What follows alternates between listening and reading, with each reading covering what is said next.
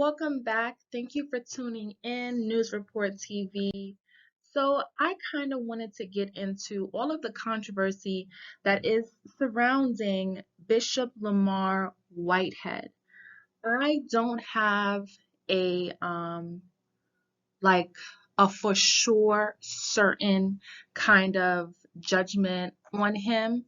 I don't know. I'm kind of in between when it comes to Bishop Lamar Whitehead. I can kind of understand him, but then also I can understand what the controversy is around him and why so many people critique him. So, first of all, let me start out with the good.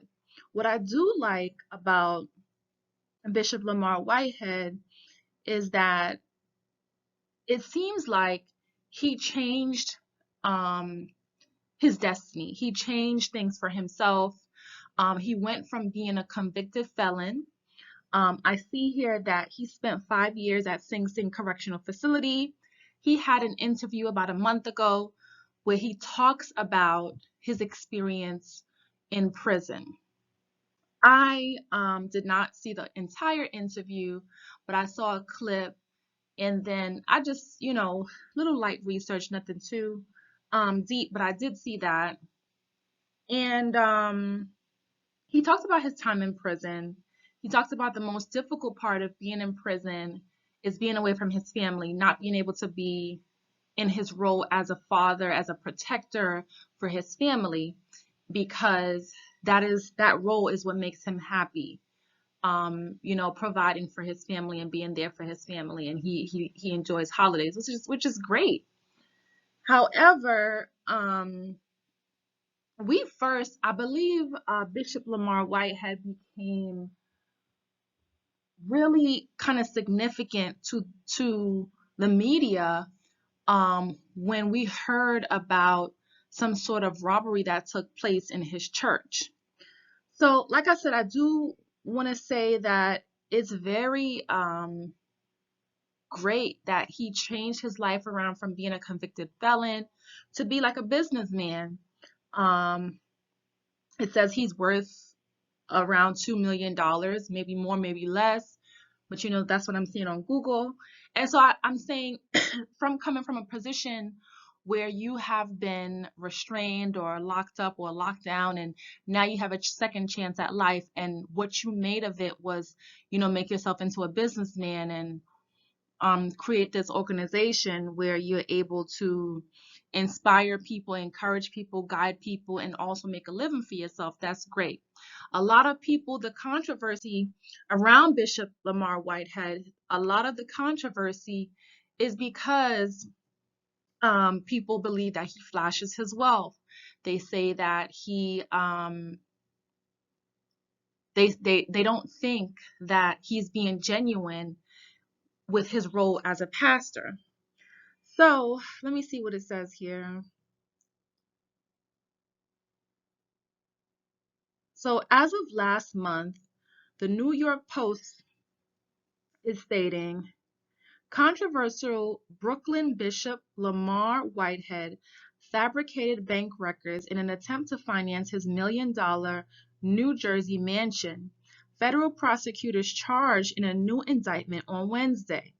To get a mortgage approved for the sprawling Paramus estate, Whitehead, 44, altered bank records to make it appear that an LLC he controlled had an average balance of more than $2 million when it actually had less than $10, the feds allege.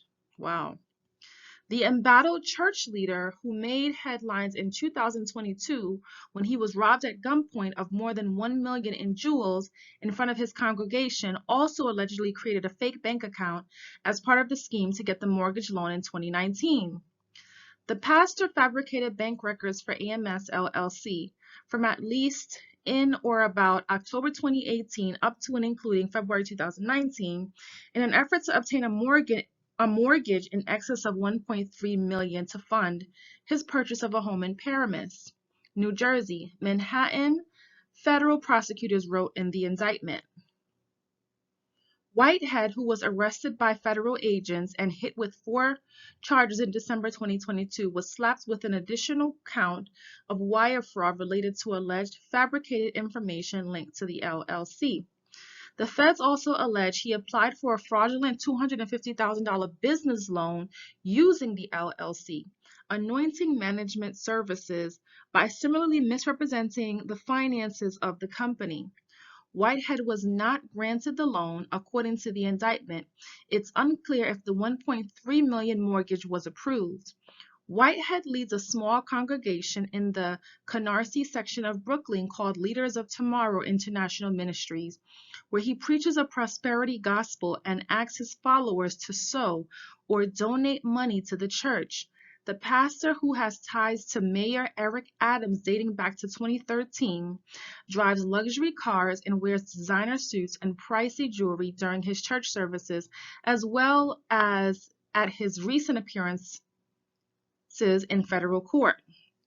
After his arrest in December, the Post viewed a white Rolls-Royce SUV and a white Mercedes G-Wagon parked in the driveway of his Paramus estate, which boasts 6 bedrooms and 7 bathrooms. Whitehead was previously charged for allegedly scamming a parishioner out of $90,000 and blowing it on luxury goods. He also faces an extortion charge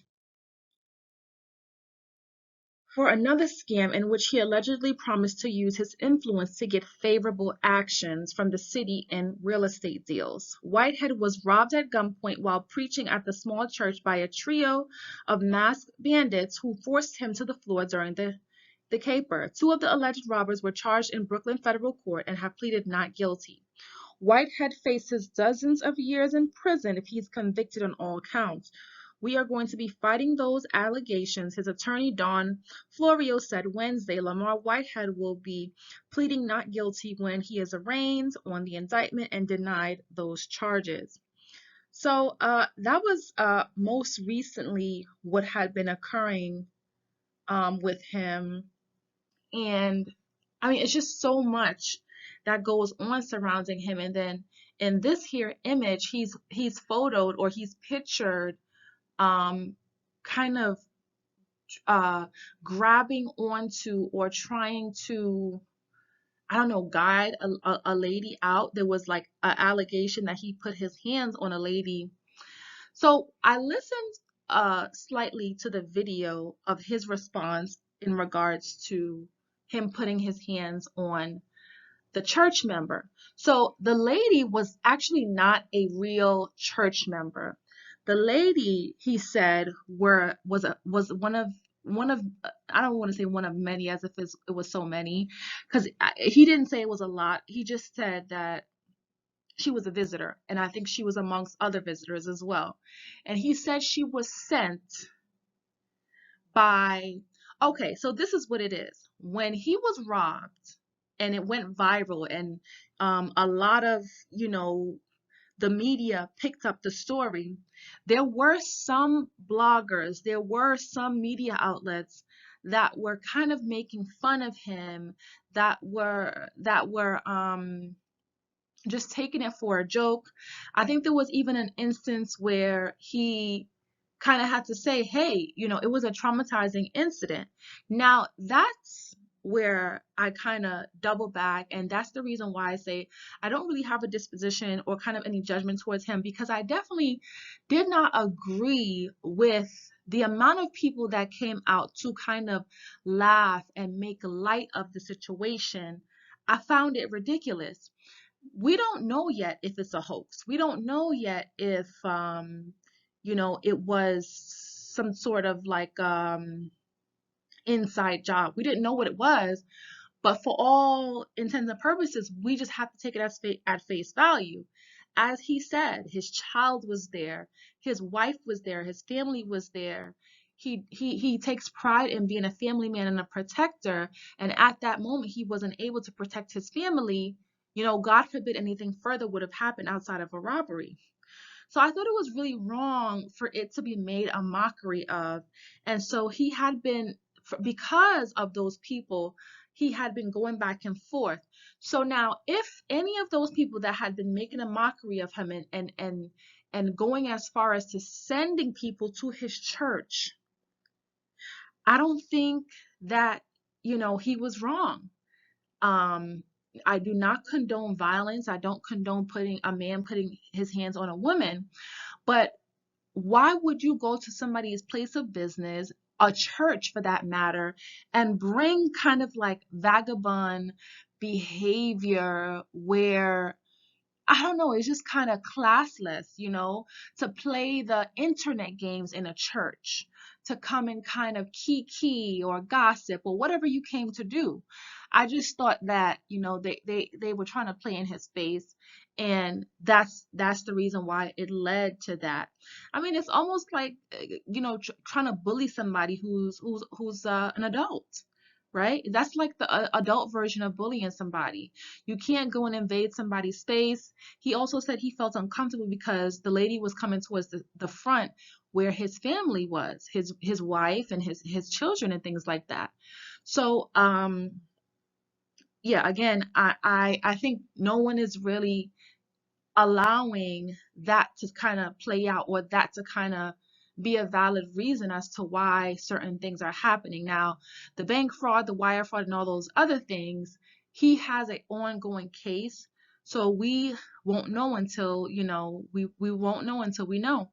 Um, Surprisingly, the Chrisley family actually has to do time on the things that they were doing.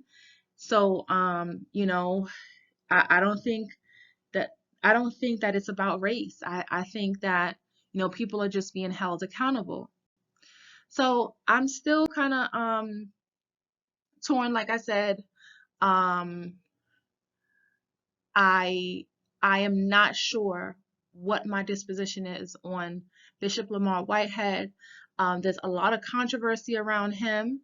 However, in the same token, like I said, I'm proud of the fact that he was able to leave Sing Sing Correctional Facility, leave being a convicted felon in the past and making something of himself.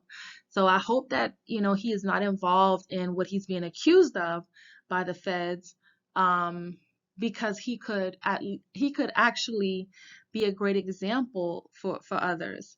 So I'll probably do an update and see, if any of those charges are actually come to fruition, if any of, if he actually gets sentenced and things like that. So thank you for tuning in. I'll see you in the next one.